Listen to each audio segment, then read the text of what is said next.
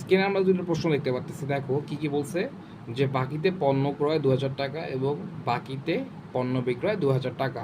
কি বলতে বলছে আমাদেরকে করছে হচ্ছে জাবেদা নির্ণয় করতে বলতেছে। তো চলো আমরা বেসিক ধরে কিভাবে জাবেদা নির্ণয় করতে পারি দেখি। চলো প্রথমে কি বলছে আমাদেরকে, বাকিতে পণ্য ক্রয়।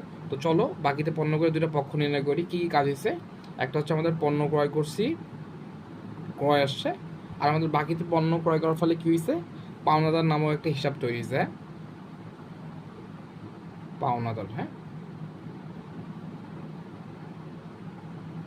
কী করলাম, যে বাকিতে পণ্য ক্রয় করার ফলে আমাদের ক্রয় নামক একটা হিসাব আসছে এবং পাওনাদার নামক একটা আমাদের হিসাব আসছে।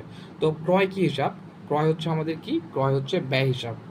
ক্রয় হচ্ছে কি, ব্যয় হিসাব। তো আমরা জানি যদি ব্যয় বৃদ্ধি পায় তাহলে কি হয়, ডেবিট। ডেবিট হবে 2000 টাকা। এবং পাওনাদার কি, পাওনাদার হচ্ছে দায় হিসাব। তো তাহলে কি হবে, দায় যদি বৃদ্ধি পায় তাহলে কি হবে, বাকিতে পণ্য ক্রয় করার ফলে আমাদের কি হয়েছে, দায় বৃদ্ধি পেয়েছে। তার মানে আমাদের পাওনাদার হিসাব ক্রেডিট হবে কত টাকা, 2000 টাকা।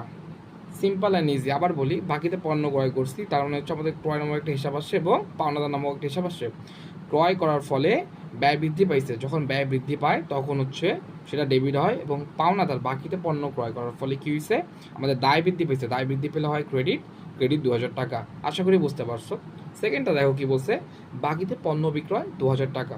তো বাকিতে পণ্য বিক্রয় করার ফলে কি আসছে, দুইটা হিসাব নিয়ে আসছে, একটা হচ্ছে দেনাদার হিসাব,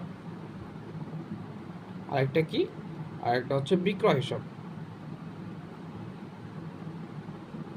তো একটা কথা জানে রেখি, দেনাদার হচ্ছে কি, দেনাদার হচ্ছে আমাদের কি, দেনাদার হচ্ছে আমাদের সম্পদ হিসাব, এবং বিক্রয় কি, বিক্রয় হচ্ছে আমাদের আয় হিসাব। হ্যাঁ, দেনাদার কি, দেনাদার হচ্ছে সম্পদ হিসাব এবং বিক্রয় হচ্ছে আমাদের আয় হিসাব।